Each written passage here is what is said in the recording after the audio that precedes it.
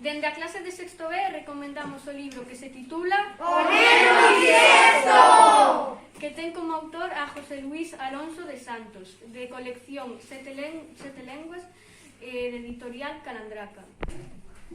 Vou vos a contar de que trata. O conto vai dun neno que naceu o 29 de febreiro, que conta o que lle pasa día a día.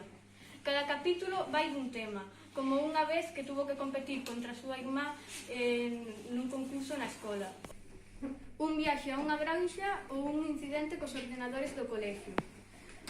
O Dani, que é o protagonista, relata o que lle pasa cos seus amigos cada día e ca súa familia. Así que recoméndovos que leades este libro.